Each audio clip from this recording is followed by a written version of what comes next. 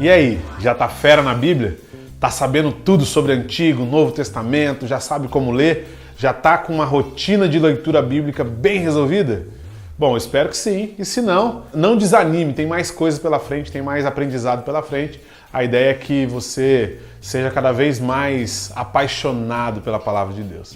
Seguindo aqui a nossa série de leitura bíblica, Como Ler a Sua Bíblia, eu venho hoje trazer para você um pouquinho do panorama do Novo Testamento. A gente falou do Antigo Testamento, e lembrando, né, a diferença entre Velho e Antigo, claro que eu já deixei isso bem claro, é só uma sugestão de linguagem, isso vai te ajudar a entender. Então, a gente já falou um pouco do Antigo Testamento, quais são os livros, qual é a formação, quantos livros são, e agora falar um pouquinho do Novo Testamento, legal? Então, espero que a gente possa entender um pouco melhor, que você se desperte seu interesse para aprender um pouco mais do Novo Testamento. Vamos lá, então? Então, panorama do Novo Testamento. Seguinte, como eu falei, o Novo Testamento ele é o relato da vida de Jesus e os acontecimentos a partir daí. Então ele é basicamente fundamentado em cartas, né, epístolas ou cartas enviadas e um livro histórico, um livro profético. Então são 66 livros na Bíblia toda, ok? 39 no Antigo Testamento e 27 no Novo Testamento. Eu até passei a dica no último vídeo de como faz para decorar. 39 no Antigo, 3 vezes 9, 27, 27 no Novo. Então fica mais fácil você saber quantos livros tem a Bíblia. Isso na Bíblia protestante. Se você tem a Bíblia católica, que contém os outros 9 livros, Macabeus, Tobias, Sabedoria e tantos outros livros lá, não tem problema. São ótimos livros para leitura também. Não é comum esses livros no meio da tradição protestante, mas sem problema. São bons livros históricos, bons livros para se ler. Vale a pena aprender também, se você estiver interessado. Eu recomendo, por exemplo, a Bíblia de Jerusalém, que é uma excelente versão. Contém todos os 9 livros também, considerado apócrifos pela tradição protestante. Isso é um assunto que a gente pode conversar outra hora. Legal? Bom, então vamos lá. O Novo Testamento ele é marcado pelos primeiros 4 livros que narram a biografia de Jesus. Eles são livros que contam a trajetória de Jesus do início até a crucificação e ascensão ao céu. Então é o seguinte, cada um deles escreve para um propósito, escreve para um público, né? Então por isso 4 biografias diferentes. Mateus escreve para um público, Marcos para outro, Lucas para outro e João para outro. E aí isso explica o porquê de 4 versões diferentes da mesma história. O que é fascinante é porque, inclusive são conhecidos como evangelhos sinóticos, né? Ou seja, você pode ler eles paralelo, porque eles contam as mesmas histórias com detalhes, com perspectivas diferentes. Isso torna a leitura ainda mais agradável, mais interessante. Eu sempre recomendo que leia-se bastante os evangelhos para que você conheça bem a personalidade de Jesus, o caráter de Jesus. Tem muita informação sobre Jesus ali e é sempre muito útil que você gaste o seu tempo ali examinando, conhecendo Jesus e os personagens que estão ao redor dele ali, porque isso vai te ajudar a entender o plano de redenção de Deus, ok? Então, os primeiros 4 livros são as biografias de Jesus. Seguindo esses 4 livros, segue-se então o livro de Atos. O nome do livro é Atos dos Apóstolos. A proposta de Atos dos Apóstolos é narrar a trajetória dos apóstolos logo após a assunção de Jesus. Então, o que vai acontecer com esse povo? Como as coisas vão se dar? Como o autor principal desse livro é Lucas, você vai perceber que existe uma certa conexão entre o Evangelho de Lucas e o livro de Atos dos Apóstolos, que é a consequência da mensagem pregada por Jesus e que foi registrado no Evangelho de Lucas, é o que acontece em Atos dos Apóstolos. É bem legal, inclusive no comecinho do livro ele fala, olha, em meu livro anterior, ó excelentíssimo Teófilo, eu estava relatando as coisas que começaram a acontecer e tal, e ele vai dando sequência a uma conversa que ele havia começado. Lucas ele é mais detalhista, porque ele é um historiador, ele faz de maneira mais analítica, né? Para aquela época ele é uma espécie de historiador. Acredita-se que ele era uma espécie de médico da época, né?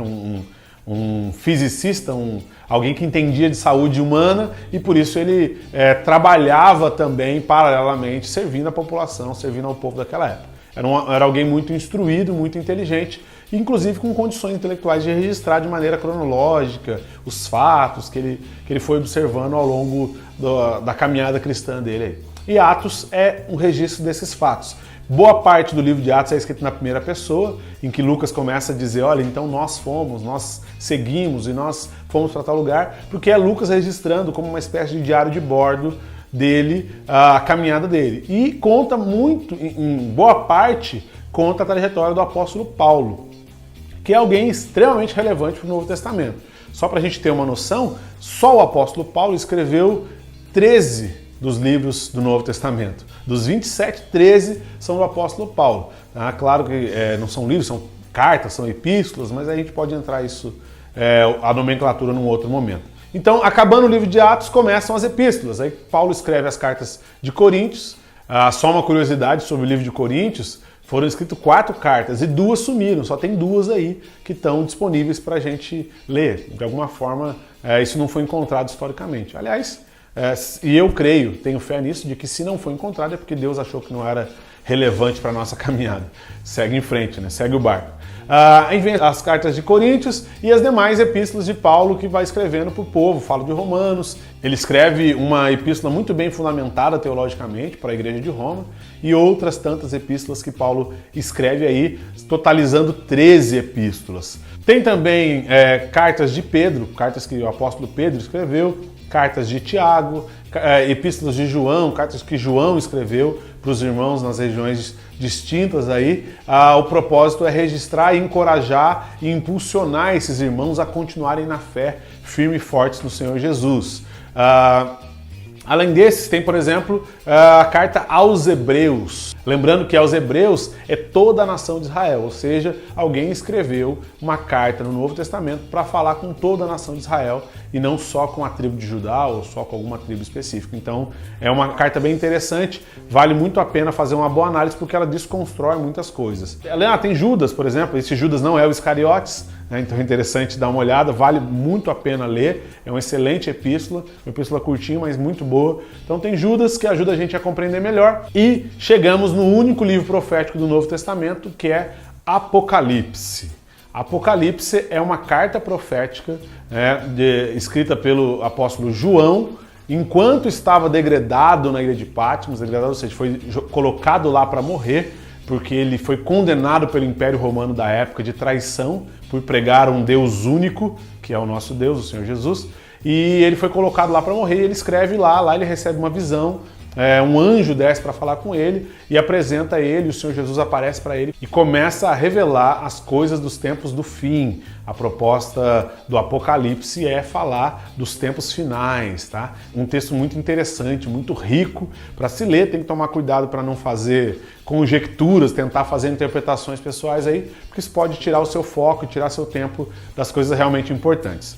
Ok? Então, esse rápido panorama do Antigo Testamento, ele foi organizado dessa forma, porque no primeiro momento as 4 biografias de Jesus apresentam a centralidade do Evangelho, o motivo do Evangelho, que é Jesus Cristo. Na sequência, o que acontece com as pessoas quando elas começam a aplicar essa mensagem de Jesus. Então, se eu quero ser uma igreja relevante, que tenha semelhança com a igreja relatada em Atos, eu preciso olhar para onde Atos olhou, os irmãos de Atos olharam, que é os irmãos que olharam para o Evangelho, para a vida de Jesus.